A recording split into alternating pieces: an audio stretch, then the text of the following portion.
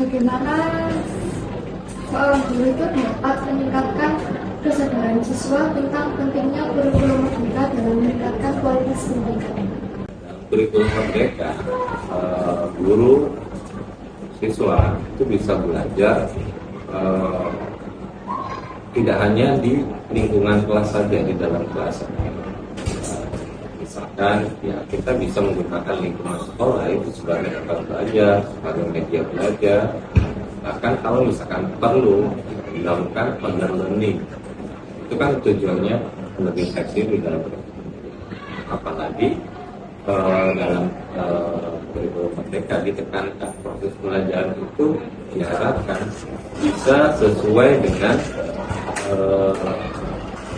potensi dan bakat peserta didik, sehingga muncul kan adalah pembelajaran diferensiasi. Artinya apa? Tekannya itu berbasis dari peserta didik itu.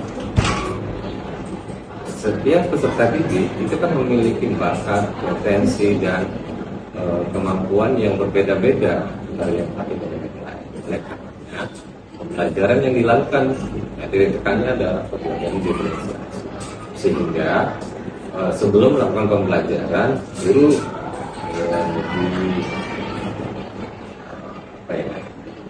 diharuskan untuk melakukan diagnosis awal terkait dengan bakat potensi yang ada pada itu. Apakah anak ini memiliki gaya belajar kinestetik, psikomotor, auditori, lah itu kan agar apa? Nanti dalam proses pembelajarannya guru itu bisa menyeting sesuai dengan gaya belajar dari peserta. Ya, itu dalam kurikulum merdeka. Kayak bagaimana siswa itu susah apa? Gimana penyesuaian kurikulumnya merdeka? Sama sebenarnya seperti hal-hal yang baru, ada proses perubahan-perubahan. Pada awalnya di sekolah kami memang tidak hanya siswa saja, guru menyesuaikan dengan adanya perubahan. Baik penyesuaian dalam penyusunan perangkat, kalau dulu namanya perangkat pembelajaran, ya RPP, sekarang berubah jadi modul ajar, ya, di modul ajar.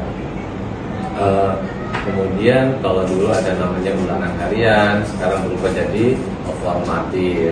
Nah, kemudian ada lagi ujian, bukan ujian ya, assessment formatif, sumatif dan formatif. Sehingga perubahan-perubahan itu pada awalnya memang mungkin harus butuh treatment lagi ya untuk mengadaptasi dengan perubahan. Pada awal kurikulum merdeka, guru-guru kami juga melakukan in-house training, workshop terkait dengan persiapan pembelajaran, baik bagaimana penyusunan modul ajar, bagaimana pada saat proses pembelajarannya, bagaimana melakukan assessment. Siswa juga sama, pada awalnya juga mungkin butuh penyesuaian. Penyesuaiannya apa? Ada proyek B5 ya, ada proyek B5 gitu. Sehingga dari proyek pelaksanaan itu memang dia butuh tantangan tersendiri, Bahkan pada B5 pelaksanaan B5 itu dulu ada sedikit miskonsepsi ya, bahwasanya B5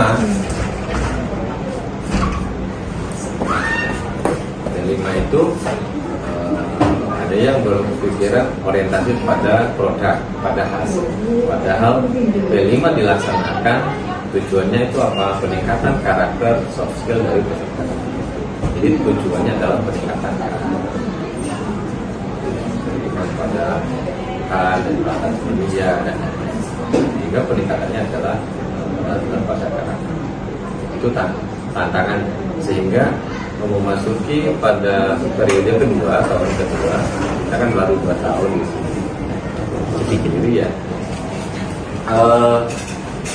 ya alhamdulillah sudah berjalan dengan baik dan persiapan guru, anak-anak ya mulai terbiasa dengan sehingga mudah-mudahan ke depannya tahun yang akan datang tentang ini kan anak kelas 9 lebih berguna, jadi kita bisa melaksanakan kurikulum mereka dari kelas 7 sampai kelas 9. Nah, kan kalau cuma ini kan lagi di era kurikulum merdeka kan.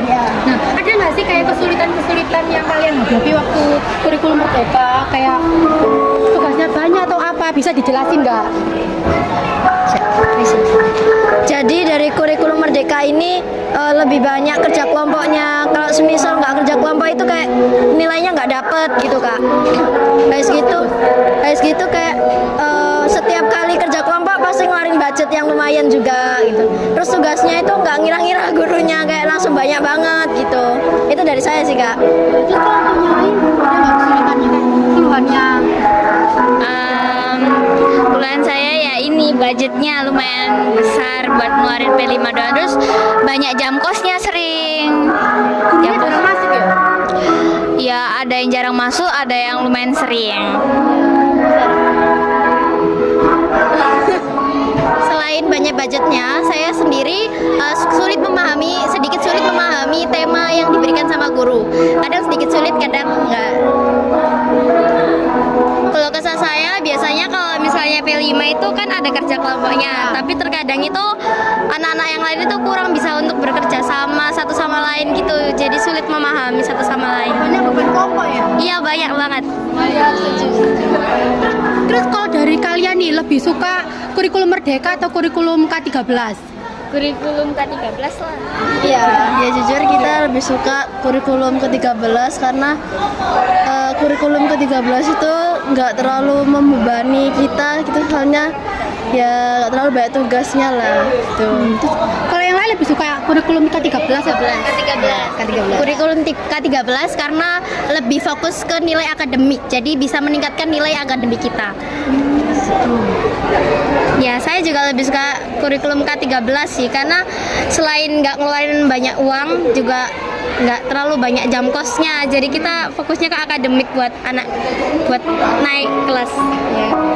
Kalau saya juga kurikulum K13 karena kurikulum K13 itu gurunya benar-benar sering masuknya, nggak pernah jam kos.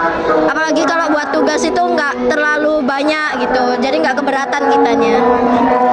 Saya juga ke kurikulum K13 dikarenakan kayak seru gitu pelajarannya daripada yang kurikulum merdeka sekarang. Nah, sekian dari wawancara dari kami. Makasih udah bersedia mau jawab soal kurikulum merdeka, kayak keluhan-keluhan kalian. Semoga nanti kurikulum merdeka semakin lebih direvisi biar nggak membebani siswa. Makasih ya.